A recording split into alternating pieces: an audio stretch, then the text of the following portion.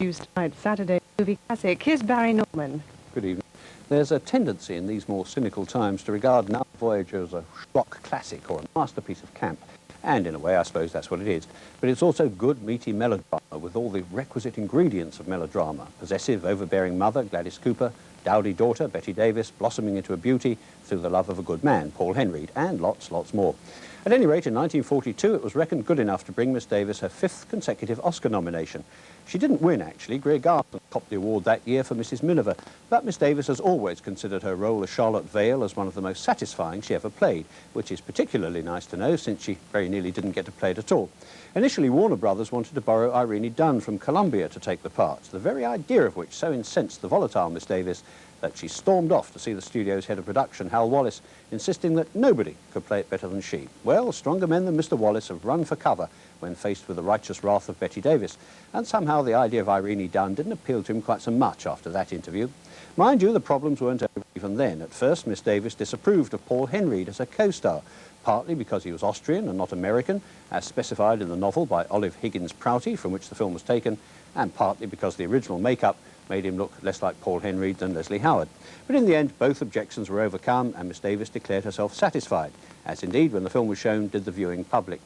Incidentally, if you're wondering where the title comes from, I can tell you it's from Walt Whitman's Leaves of Grass. The untold want by life nor land ne'er granted, now Voyager, sail thou forth, seek and find, which is a nice cue for us all to seek and find what the movie has to offer.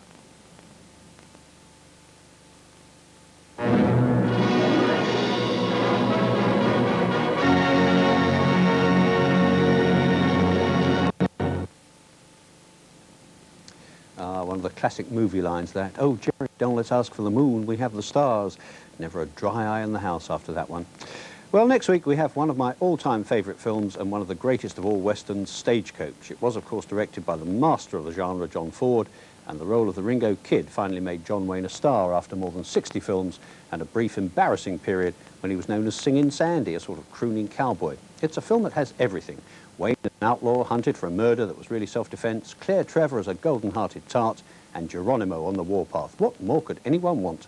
Till next week at the same time, goodbye. And now a look at tomorrow evening on BBC1. And at 6:35, our Songs of Praise come from the USA city of Detroit. At 7:15, it's the first day of the new season for Joe Manchin's gang in the comedy Heidi High. Big business deals pose a threat to Howard's Way at 7:45, while an old mattress is the cause of a few problems for Compo in Last of the Summer Wine at 8:35. Then at 9:05, Alan Wicker finds out how British women fare living in America. After the news at 10 o'clock, Everyman presents a film version of the play Woza Albert at 10:15, and 11:05, more about the life and music of Mozart. With highlights of tomorrow's international tennis final at Brighton at 11:55, that's Sunday evening on BBC1. And this is what the weather holds in store tomorrow. Most places will have a dull and misty start to the day with fairly extensive fog in southern and western districts.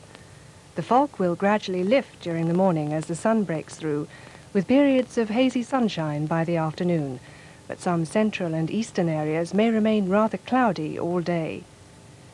Northern Ireland and western Scotland will cloud over during the afternoon. After a frost in some places, the temperature will again reach 11 to 13 degrees Celsius. That's 52 to 55 Fahrenheit.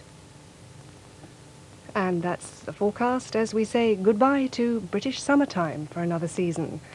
Perhaps you'll be lucky enough to enjoy a Sunday morning lie-in, so do remember to turn back your clocks and watches by 1 hour tonight. And if you care to stay awake with the music of Radio 2, well, I'm sure my colleagues there will have more reminders.